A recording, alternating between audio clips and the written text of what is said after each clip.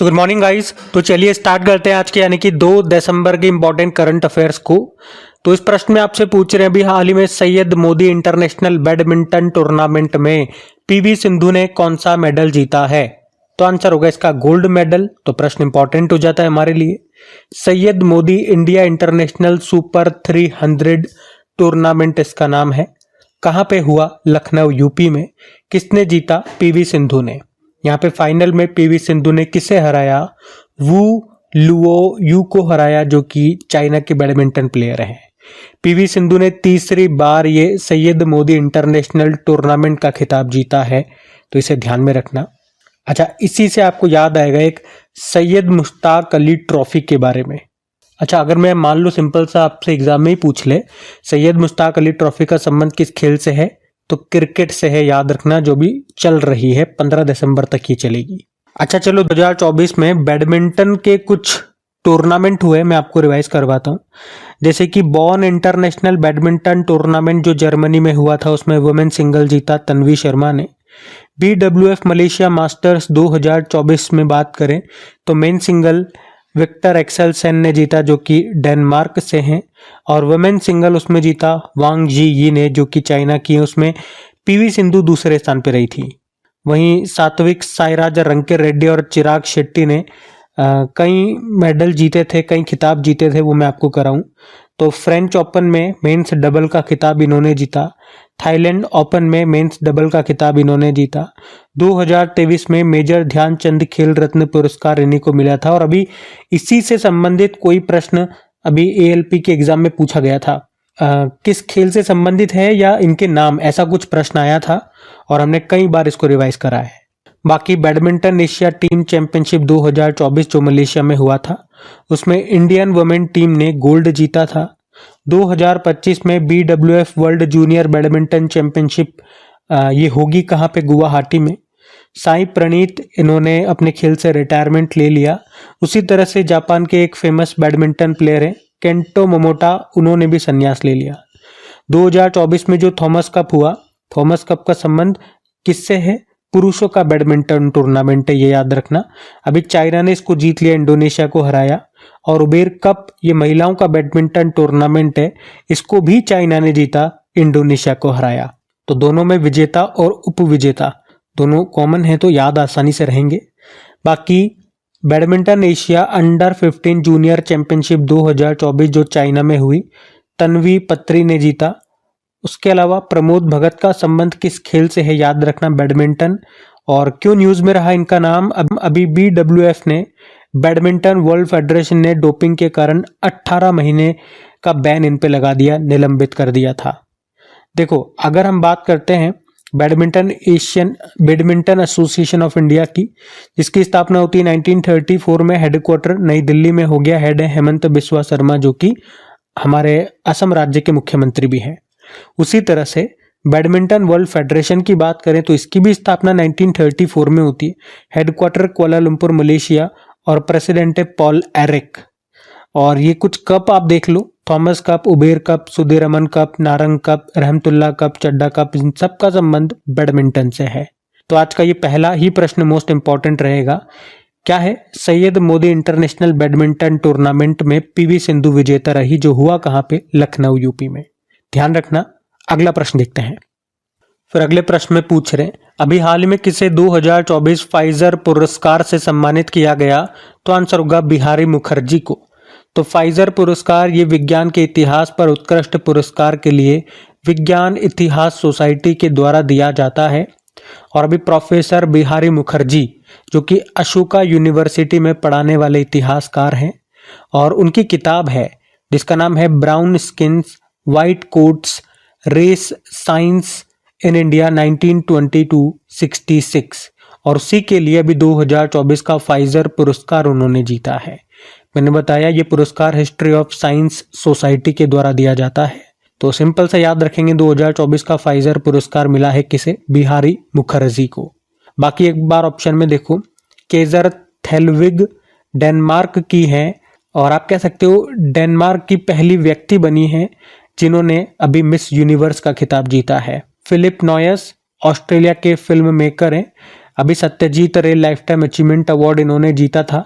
कहाँ पे दिया गया? International film festival of India, जो 55वां संस्करण हुआ था अभी गोवा में, वहीं पे। अनिल प्रधान रोहिणी नैयर पुरस्कार इन्होंने जीता था। तो ये तो सारे इंपॉर्टेंट ऑप्शंस मैंने आपको रिवाइज करा दिए। कुछ और इंपॉर्टेंट 8-10 अवार्ड मैं आपको और रिवाइज कराऊंगा, ध्यान से सुनिएगा। जैसे कि अभी डॉक्टर गोविंद राजन पद्मनाभन का नाम सुना है, विज्ञान रत्न पुरस्कार मिला था। अंतर्राष्ट्रीय ओलंपिक समिति ने किसे ओलंपिक ऑर्डर के स्वर्ण पदक से सम्मानित किया? तो फ्रांस के जो प्रेसिडेंट है इमैनुअल मैक्रोन। वैसे हमारे जो शूटर है अभिनव बिंद्रा, उनको भी मिला था ओलंपिक ऑर्डर सम्मान। राजश्री बिरला की बात करें तो 25वें लाल बहादुर शास्त्री राष्ट्रीय उत्कृष्टता पुरस्कार 2024 मिला। अलेक्जेंडर डोन अमेरिकी हैं, शस्त्र रामानुजन पुरस्कार 2024 मिला। इंटरनेशनल एस्ट्रोनॉटिकल फेडरेशन, अभी इसने वर्ल्ड स्पेस अवार्ड दिया था इसरो के अध्यक्ष एस सोमनाथ को। ह्यूमैनिटेरियन अवार्ड मानवतावादी पुरस्कार 2024 मोहन जी को मिला। कालिदास सम्मान पुरस्कार 2023 के लिए किसे चुना गया? अच्छा, ये प्रश्न एक बार एग्जाम में आया था कि ये पुरस्कार देता कौन है? कालिदास सम्मान पुरस्कार तो मध्य प्रदेश सरकार देती है, ये याद रखना। और अभी का मिला है रघुपति भट्ट को। और विभव तालुकदार अभी IUCN का हैरी मैसेल पुरस्कार मिला। जबकि सखारोव पुरस्कार जो कि यूरोपीय संसद के द्वारा दिया जाता है, अभी 2 जनों को मिला, मारिया कोरेना मचाडो और एडमंडो गोंजालेज, जो कि वेनेजुएला से हैं। तो ये सारे इंपॉर्टेंट अवार्ड्स हैं, इनको भी ध्यान में रखना। अगला प्रश्न देखते हैं। फिर अगले प्रश्न में पूछ रहे हैं, हाल ही में कौन संयुक्त राष्ट्र शांति स्थापना आयोग में पुनः निर्वाचित हुआ है? तो आंसर होगा भारत। तो अभी भारत को 2025-26 के लिए संयुक्त राष्ट्र शांति स्थापना आयोग यानी कि United nation peace building commission के सदस्य के रूप में फिर से चुना गया है। इस आयोग में भारत का कार्यकाल 31 दिसंबर को समाप्त हो रहा है। भारत ये लगातार 19 साल से इस आयोग का सदस्य है। देखो, संयुक्त राष्ट्र शांति स्थापना आयोग की अगर हम बात करें, जिसे अंग्रेजी में United nation peace building commission कहते हैं, इसकी स्थापना 2005 में संयुक्त राष्ट्र महासभा और सुरक्षा परिषद ने की थी और तभी से भारत इसका सदस्य है। ये जो पीस बिल्डिंग कमीशन है, ये एक सलाहकार निकाय है जो युद्ध से प्रभावित देशों में शांति के प्रयासों का काम करता है। स्थापना मैंने आपको बता दिया 2005 में हुई थी। सदस्य देश 31 हैं और अध्यक्ष कौन है? सर्जियो फ्रेंका डेनेस, जो कि ब्राजील से हैं। अब यहाँ पे भारत की बात है, तो भारत से ही संबंधित कुछ और इंपॉर्टेंट करंट अफेयर्स मैं आपको रिवाइज कराता हूं, ध्यान से सुनिएगा। देखो, जैसे कि अभी भारत को 2024 के लिए अंतरराष्ट्रीय संगठन एशियाई आपदा तैयारी केंद्र का अध्यक्ष बनाया गया। अच्छा, ये जो मैं आपको शीट्स पढ़ाता हूँ ना, ये मैं हिंदी में पढ़ाता हूँ क्योंकि मुझे आती हिंदी है, मुझे अंग्रेजी नहीं आती है। मतलब ऐसी अंग्रेजी नहीं आती है कि मैं आपको अंग्रेजी में पढ़ा सकूं। हाँ, थोड़ा बहुत हेलो हाय आता है, तो हेलो हाय में मैं बस थोड़ा बहुत हेलो हाय कर सकता हूँ, पढ़ा नहीं सकता हूँ। देखो, सीधी सी बात है। बाकी hello hi how are you करना है तो इतना तो मैं बोल लूंगा, लेकिन पढ़ाई अलग चीज होती है। इसलिए मैं अंग्रेजी में नहीं पढ़ा सकता हूँ आपको, क्योंकि इंग्लिश वाले कुछ स्टूडेंट्स बोलते हैं कि अंग्रेजी में पढ़ा दो, तो आती नहीं तो कैसे पढ़ाऊं मेरे भाई। लेकिन फिर भी मेरे से इतना हो सकता है कि ये जो शीट्स है मैं अंग्रेजी में भी प्रोवाइड करा देता हूँ। अब जैसे यहाँ पे हिंदी में है तो इसके पीछे मैंने अंग्रेजी की शीट्स डाल दी हैं, इनका इंग्लिश में ट्रांसलेशन करके, और वो ट्रांसलेशन कैसे किया होगा? गूगल का इस्तेमाल करके किया है। अब उसमें सामने रख के तो पढ़ा नहीं सकता हूँ, क्योंकि शीट्स को देख करके मैं बोल रहा हूँ।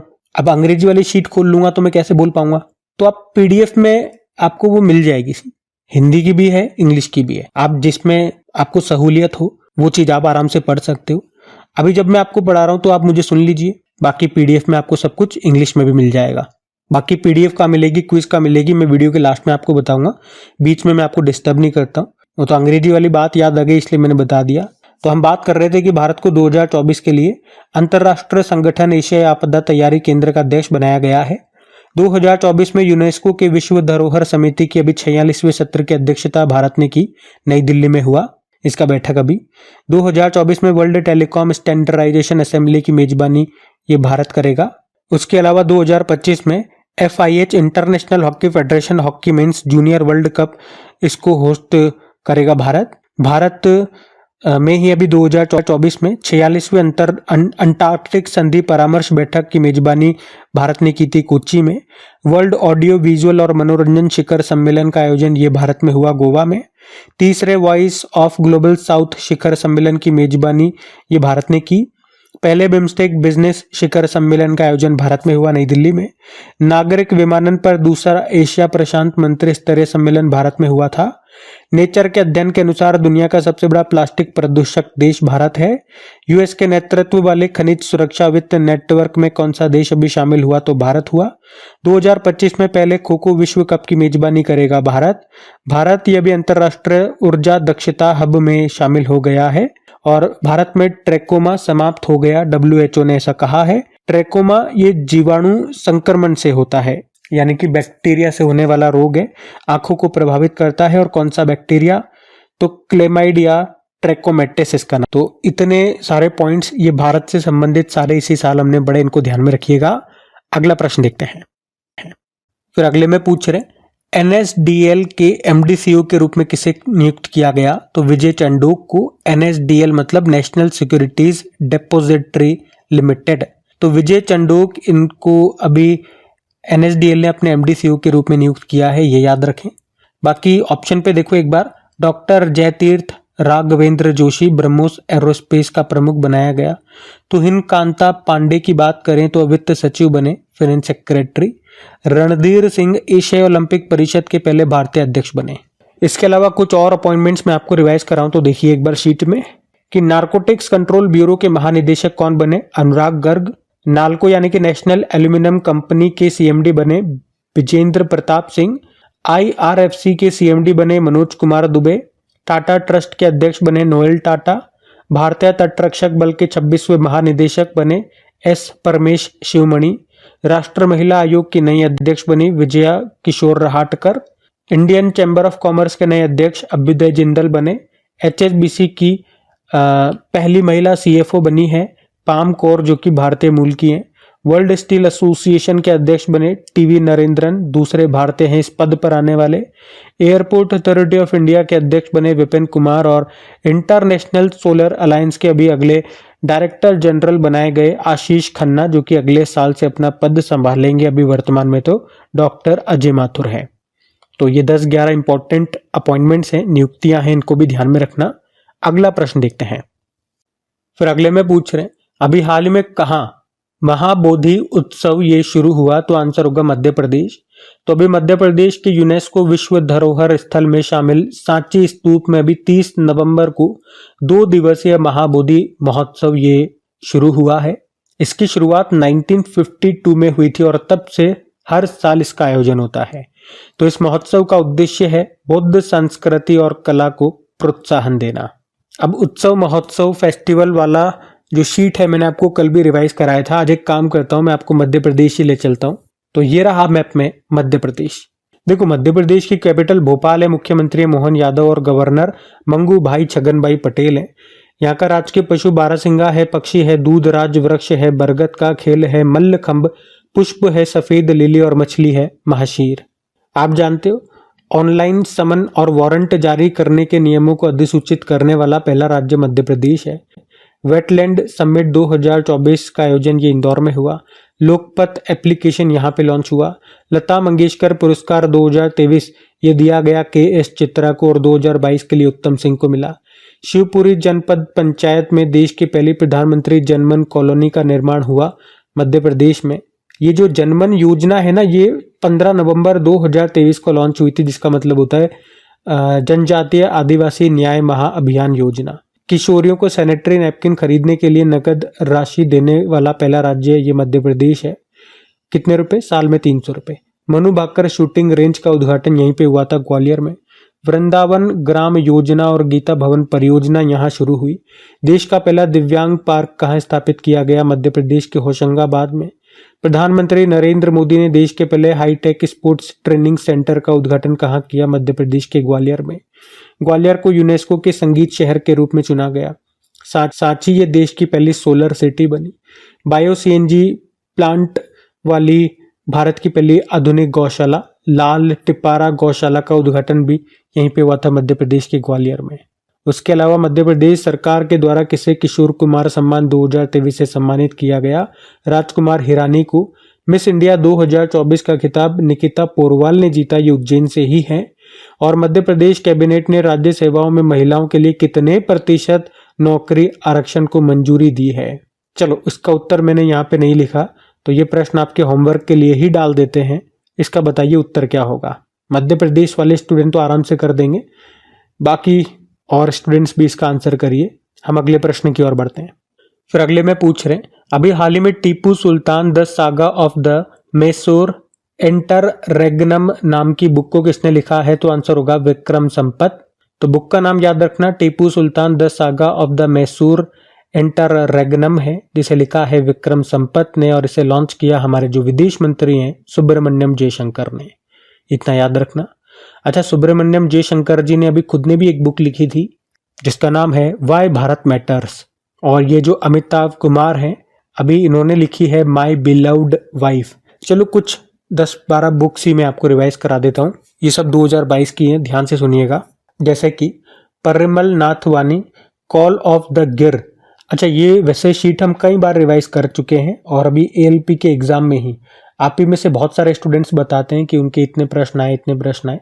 तो उनमें से एक प्रश्न ये बुक वाला भी पूछा गया था जो हम कई बार पढ़ चुके हैं। बाकी Sudipta Sen Gupta breaking rocks and barrier नाम से बुक लिखी है। R Bala Subramaniam power within the leadership legacy of Narendra Modi नाम से बुक लिखी। पीयूष पांडे मनोज बाजपेयी के ऊपर बुक लिखी है the definitive biography. Tim Walker ने the prisoner of Bhopal tragedy के ऊपर ये बुक लिखी इन्होंने। आर अश्विन की ऑटोबायोग्राफी है I have the streets a kutti cricket story. Alpana Killawala a fly on the RBI wall नाम से बुक लिखी। बिल गेट्स की ऑटोबायोग्राफी है सोर्स कोड। शैन वॉटसन ने लिखी है द विनर्स माइंडसेट। हमारे जो गोवा के गवर्नर है पीएस श्रीधरन पिल्लई, उन्होंने लिखी हेवनली आइलैंड ऑफ गोवा। और डी सुब्बा राव ने जस्ट अ मर्सिनरी नाम से बुक लिखी है। तो ये सारी बुक्स ध्यान में रखिएगा, इंपॉर्टेंट है। अगला प्रश्न देखते हैं। फिर अगले में क्या पूछ रहे हैं, वर्ल्ड एड्स डे 2024 जो मनाया है उसकी थीम क्या है? तो इसकी थीम है take the right path my health my right, यानी कि सही रास्ता अपनाए मेरी सेहत मेरा अधिकार। अब ऐसे आप सभी जानते हो वर्ल्ड एड्स डे 1 दिसंबर को होता है। 1988 से हर साल 1 दिसंबर को इसे मनाया जा रहा है। और थीम याद रखना, थीम क्या है? सही रास्ता अपनाए मेरी सेहत मेरा अधिकार। तो एड्स के बारे में जागरूकता फैलाने के लिए ये दिन मनाते हैं, क्योंकि एचआईवी के कारण एड्स जैसी घातक बीमारी पैदा हो सकती है। एचआईवी यानी कि ह्यूमन इम्यूनोडेफिशिएंसी वायरस, मतलब एचआईवी एक वायरस है जो उन कोशिकाओं पर हमला करता है जो शरीर के संक्रमण से लड़ने में मदद करती है। और एड्स ये एचआईवी वायरस का, एचआईवी संक्रमण का सबसे अंतिम चरण होता है जो कि सबसे खतरनाक है। एड्स का फुल फॉर्म भी होता है एक्वायर्ड इम्यून डेफिशिएंसी सिंड्रोम। मतलब एड्स है क्या? तो आप यूं समझो कि एड्स बीमारियों का घर है। हमारी जो रोग प्रतिरोधक क्षमता होती है वो बिल्कुल जीरो हो जाती है। हर तरह का रोग हमारे शरीर में आ जाता है, हमारा शरीर बीमारियों का घर बन जाता है। तो वो है एड्स। हर तरह की बीमारी उस मरीज को लग जाएगी, क्योंकि उसका जो इम्यूनिटी सिस्टम होगा वो बिल्कुल जीरो हो जाएगा। अच्छा, वैसे इसी तरह का एक और दिवस होता है वर्ल्ड एड्स वैक्सीन डे, वो भी याद रखना, वो 18 मई को होता है। तो अब दिसंबर की हम शुरुआत कर चुके हैं। दिसंबर में आप देखेंगे स्टार्टिंग में ही 10 दिसंबर तक ही कई सारे डेज हम पढ़ेंगे धीरे धीरे। हर दिन एक डे आएगा, और जब भी मैं डे पढ़ाऊंगा स्टार्टिंग से, यानी कि 1 तारीख से ही बार बार आपको रिवाइज कराता रहूंगा पूरे एंड तक, आखिरी तारीख तक, महीने की आखिरी तारीख तक। तो मेरे साथ साथ आप बोला करो ताकि आप इन चीज़ों को याद कर सको। अभी आप ही में से एक स्टूडेंट ने बताया कि उनके एग्जाम में जो डेज आ रहे हैं वो इनके सही हो पा रहे हैं, क्योंकि हम बार बार इतनी बार रिवाइज कर लेते हैं कि वो चीज़ें उनको याद हो रही है। और मेरे रिवाइज करवाने से या मेरे बोलने से उनको याद नहीं हो रहा होगा। असल में वो उनकी मेहनत है, वो आपकी मेहनत है, क्योंकि आप मेरे साथ साथ बोल रहे हो तो आपको याद हो रहा है। सीधी सी बात है। एक चाकू होता है, उसको जितना घिसोगे वो उतना धारदार बनेगा। तो घिसना तो आप ही को पड़ेगा, अगर आपको अपने अंदर वो धार, वो चमक लेकर के आनी है तो। ठीक है, अगले प्रश्न की ओर बढ़ते हैं। फिर अगले में पूछ रहे, हाल ही में किसे संयुक्त राष्ट्र वैश्विक उत्कृष्टता पुरस्कार से सम्मानित किया गया? तो आंसर होगा डॉक्टर बसंत गोयल को। तो अभी डॉक्टर बसंत गोयल को दुबई में अभी United nation global excellence award से सम्मानित किया गया। उन्हें स्वास्थ्य सेवा और परोपकार में उनके उल्लेखनीय योगदान के लिए ये सम्मान मिला है। और मैं आपको ये भी बता दूं कि इसी साल उनको लंदन में इंटरनेशनल एक्सीलेंस अवार्ड सेरेमनी, यानी कि अंतर्राष्ट्रीय उत्कृष्टता पुरस्कार समारोह में भारत कीर्तिमान अलंकरण से भी सम्मानित किया गया था। नाम है डॉक्टर बसंत गोयल। बाकी ऑप्शन में देखो, वैभव तालुकदार, अभी IUCN का हैरी मैसेल पुरस्कार मिला, और मिला Chaudhary global anti racism championship award 2024 जीता, और मोहन जी इन्हें 2024 का मानवतावादी पुरस्कार ह्यूमैनिटेरियन अवार्ड मिला था। बाकी और भी अवार्ड्स आज मैंने आपको पीछे रिवाइज करवाई दिए थे। तो अभी अगला प्रश्न की ओर बढ़ते हैं। फिर अगले में पूछ रहे, अभी हाल ही में UNCCD पार्टियों के सम्मेलन का 16वां सत्र कहाँ हुआ? तो आंसर होगा रियाद में। तो UNCCD मतलब united nation convention to combat desertification, मरुस्थलीकरण से निपटने के लिए संयुक्त राष्ट्र सम्मेलन, और इसकी स्थापना होती है 1994 में। और इसके सदस्यों के बीच अभी जो 16वीं बैठक हुई है 2 से लेके 13 दिसंबर 2024 तक ये चलेगी। कहाँ पे? सऊदी अरब के रियाद में। और ये जो इनकी 16वीं बैठक हुई है ना, इसको COP 16 कहा जाता है। COP मतलब कॉन्फ्रेंस ऑफ पार्टीज, इनकी बैठक को कहा जाता है कॉन्फ्रेंस ऑफ पार्टीज। 16वीं बैठक है इसलिए 16, COP 16। इसी तरह से एक COP 16 आपने और पढ़ा होगा जो कि जैव विविधता बायोडाइवर्सिटी से संबंधित है। तो उसकी जो बैठक हुई थी इसी साल अभी नवंबर में हुई थी कोलंबिया में, कोलंबिया के कैली में हुई थी। ठीक है, तो वो जैव विविधता वाली है, याद रखना। और इसी तरह से COP 29 जो किससे संबंधित है? क्लाइमेट चेंज से संबंधित है। 29 नंबर की बैठक हुई थी। कहाँ पे? अभी हुई बाकू अजरबैजान में।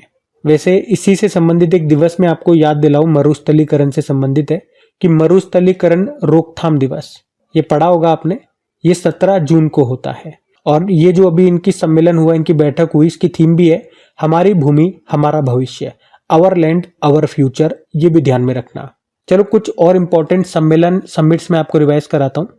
जैसे कि अभी G7 समिट हुआ इटली में इसी साल, G20 समिट ब्राजील में हुआ, ब्रिक्स समिट रशिया में, क्वाड समिट अमेरिका में अगले साल भारत में होगा, COP 29 ये बाकू अजरबैजान में, पिछले साल COP 28 UAE में हुआ था, आसियान समिट लाओस में हुआ, ये एग्जाम में आया भी अभी, शंघाई कोऑपरेशन ऑर्गेनाइजेशन का जो समिट है सम्मेलन कजाकिस्तान में हुआ, और इसका 9 नंबर का मेंबर तो बना था SCO का ईरान, और इस साल 10वां सदस्य कौन बन गया?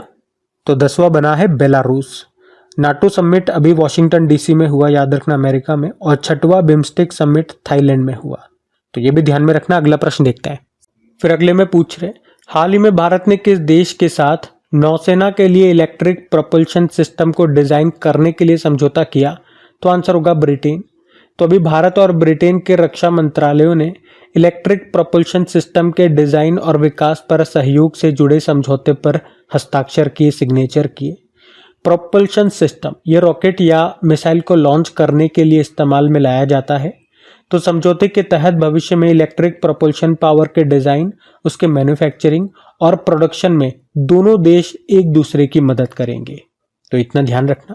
बाकी ये थी आज की आपकी करंट अफेयर्स की क्लास। कमेंट करके जरूर बताइएगा सेशन आपको कैसा लगा।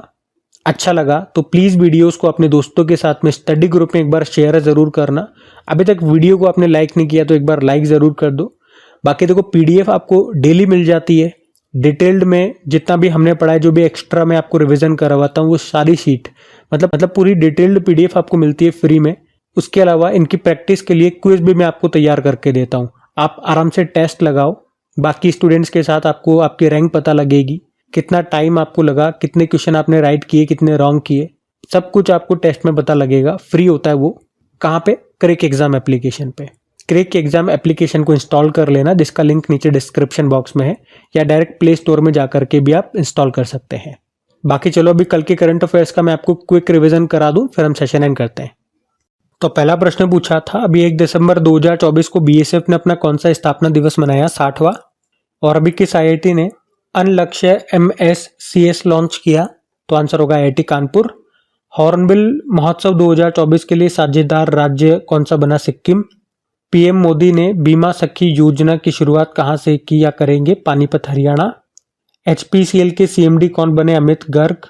और किस राज्य के हैंडीक्राफ्ट जिसका नाम है घर चोला, इसको GI टैग मिला? तो यह है गुजरात का। फिर पूछा, अभी भारत को किसने बागवानी स्वास्थ्य को बेहतर बनाने के लिए $98 मिलियन का ऋण दिया? तो एशियन डेवलपमेंट बैंक ने। फिर पूछा T20 फॉर्मेट में सबसे तेज शतक लगाने वाले भारतीय बल्लेबाज कौन बने, उर्विल पटेल। फिर पूछा विश्व के सबसे बुजुर्ग पुरुष व्यक्ति जॉन टेनिसवुड का निधन हो गया, वे किस देश से थे, इंग्लैंड। और आखिरी प्रश्न पूछा सिद्धार्थ कोल ने संन्यास ले लिया, उनका संबंध किस खेल से है, तो क्रिकेट। बाकी चलो कल का भी होमवर्क प्रश्न देखते हैं और सेशन एंड कर लेते हैं। तो कल पूछा था श्री श्री रविशंकर को किस देश का सर्वोच्च नागरिक पुरस्कार मिला, तो आंसर होगा फिजी। आप सभी ने प्रश्न का बिल्कुल सही उत्तर दिया। अब ये रहा आज का आपका होमवर्क प्रश्न।